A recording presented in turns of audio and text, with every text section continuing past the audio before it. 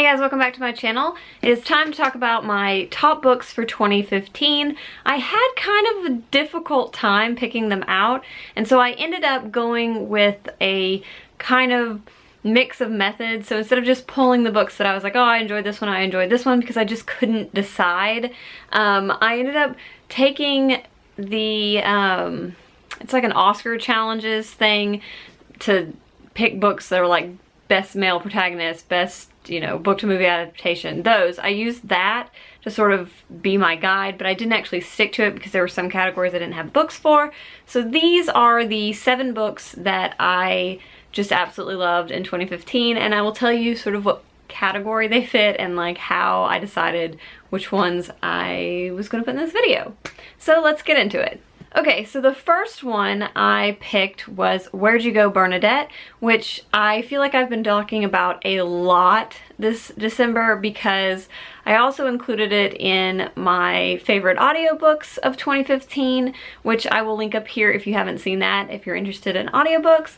So I did listen to this as an audiobook, and I just absolutely adored this book. I thought that the way the audiobook narrator narrated this was fantastic, and I picked this one because I felt like it had the best plot twists, and it was one of those things that always kept me on the edge of my seat and just listening for more because I wanted to know what was going to happen. I wanted to know what crazy twist was going to happen next, and it was just one of those books that I feel like anybody would enjoy and fly through, and it was wonderful. So if you have not picked up Where'd You Go Bernadette, I absolutely recommend it, and I definitely recommend the audiobook. So book number 2 is also an audiobook that I listened to, and that is the Tokaido Road, and I feel like this is one of those books that I wouldn't have enjoyed nearly as much if I hadn't listened to it as an audiobook, because I just felt like the narrator did such a good job making it rich and magical and giving all the atmosphere to it that was necessary to really just get into this book. And it was very long, and it's an epic tale. It's about a woman who,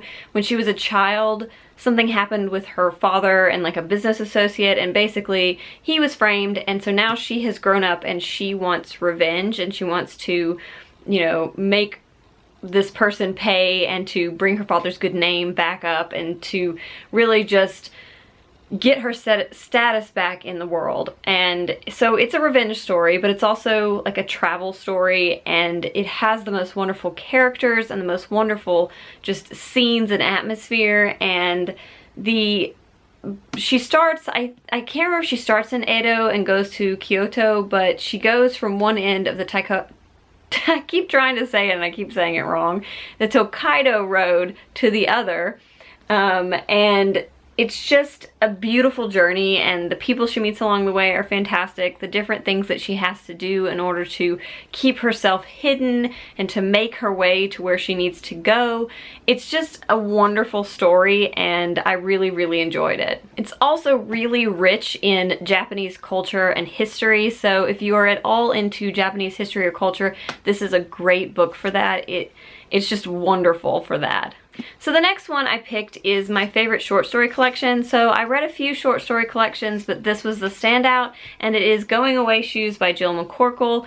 This is just a lovely book of really charming short stories. They're all sort of about people who are at a point in their life where things are going to change, or where they're leaving or being left, and there's a lot of really heartbreaking but also heartwarming stories, and it's just about human experience and the things that can happen in your life, and I really enjoyed it. So my favorite graphic novel this year was definitely Nimona. I think the only graphic novels I read were by Noelle Stevenson, but I love her and I will read anything that she does because she's fantastic, and the art style in these things are gorgeous. I mean, incredible. I just love everything about it. So this was definitely hands down my favorite graphic novel. It's about a girl named Nimona who wants to be a sidekick to an evil genius, and it's about this evil person and his like nemesis, and it's an interesting story about what does it mean to be evil, why is somebody evil, you know, and it was really fantastically done, and I enjoyed every minute of reading this. I enjoyed the artwork, and it gave me the feels a little. So the next book that I'm going to share is my favorite book to movie adaptation. Now I really liked this book too, and I chose it because I think I only saw 2 book to movie adaptations this year, and this was the only one that I both read this year and saw the movie for, and that was The Martian by Andy Weir. This was so much fun. So it's one of those books that can feel like it could be just above your head because there's a lot of science in here, there's a lot of technical jargon, and I was worried about that, but I am not a sciencey person and I loved this. And yes, occasionally I was like, I don't really know what you're talking about with all the science, but I still got through those parts and enjoyed sort of what was happening, and he is just such a humorous character. It's about a man who gets trapped on Mars and how, you know, he may or may not be rescued. I'm pretty sure most people have already heard about this or seen the movie. The movie was wonderful, and I felt like it stuck really true to the book, and there were only a few things that were left out, but I could understand why they were, and it was just, I don't know, I really enjoyed the movie adaptation, and I really enjoyed it alongside of the book, and I left not really having any criticism of it, so that's pretty big. So if you haven't read The Martian or seen the movie, I definitely say you should do both. It was great.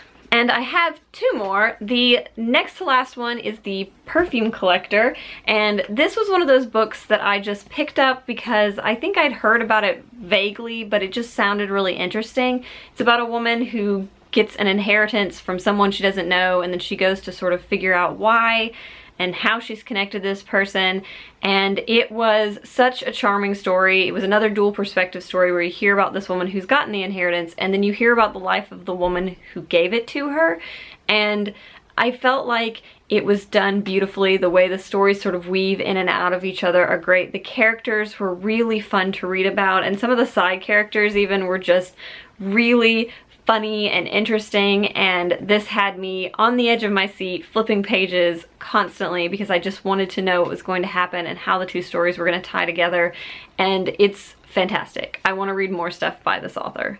So the last book that I want to talk about is probably one of my all-time favorites from this year, and that is We All Looked Up. This is one of those books that I literally just saw on the shelf at Target and thought, that looks cool, and I picked it up, and I'm so glad I did because it was incredible. It was so unexpectedly good. It's about a group of teenagers who basically realize that the world is going to come to an end, and it's counting down until the end of the world, and sort of the consequences of that and what each of these people do and how this group deals with it sort of together and apart, and what society looks like in a situation where everyone knows the world's coming to the end, so nobody really has consequences on the brain. And it was just, the characters were really rich characters, but it just was so, you could just really feel the intensity of it, and as like a political thing, it's a really interesting study in that. And this is one of those books that I think that eventually I will go back and read because I just enjoyed it that much. So if I'm going to recommend any of these books to everybody, this would be the one that I would say, of all the books in 2015, I would say read this one because it was so unexpected how much I enjoyed it, but I loved this book.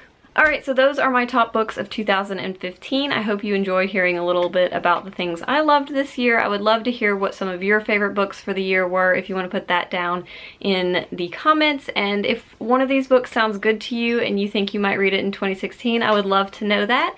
And I will see you guys next time. Bye!